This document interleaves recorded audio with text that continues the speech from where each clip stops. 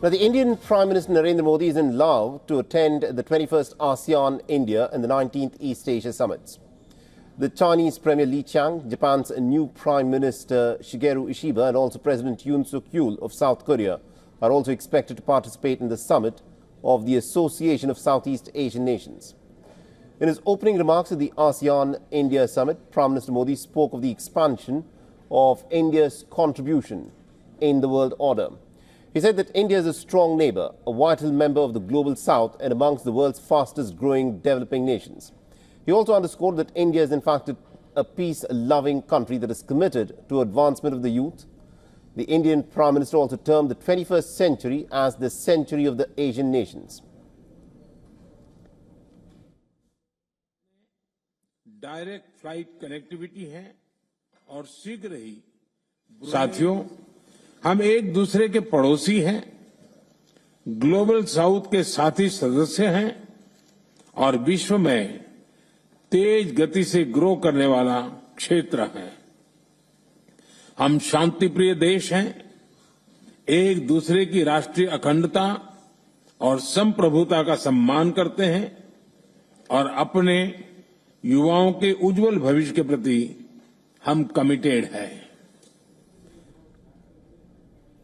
Now, earlier on his arrival in Vientiane on Thursday morning, the Indian Prime Minister was greeted by members of the Indian diaspora.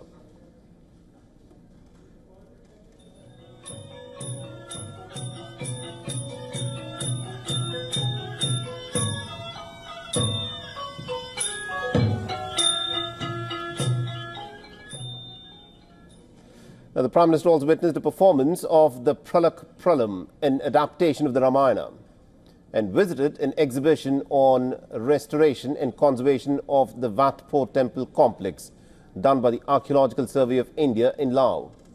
Now, over the next day, the Indian Prime Minister will be holding talks with leaders at the India-ASEAN Summit and also with the East Asian nations. Now, during the course of the summit, Southeast Asian leaders will hold talks with the Chinese Premier Li Qiang, with the disputed South China Sea expected to be on top of the agenda. The meeting with Li comes after a slew of violent clashes that have been witnessed at sea, particularly with the Philippines. Now, earlier this month, Vietnam had issued an angry condemnation after some of the fishermen were attacked and robbed of the Paracel Islands by what it termed as Chinese law enforcement forces. Now, Beijing claims almost the entirety of the South China Sea, a waterway of immense strategic importance through which trillions of dollars in trade transits every year. But several ASEAN members, such as the Philippines, Vietnam, Indonesia and Brunei, also have competing claims to various small islands and reefs.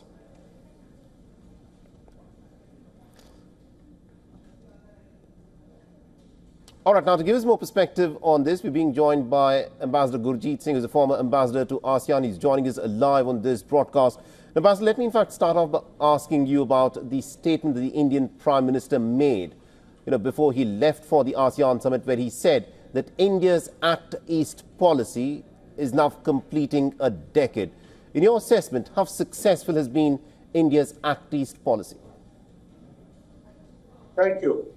In my view, it has been very successful because it transformed the Look East policy, which was essentially an economic effort, into a multi-pronged effort, including strategic perceptions, heightened economic engagement, and much more socio-cultural and functional cooperation. And that has been very important for how India and the countries in the Indo-Pacific have engaged.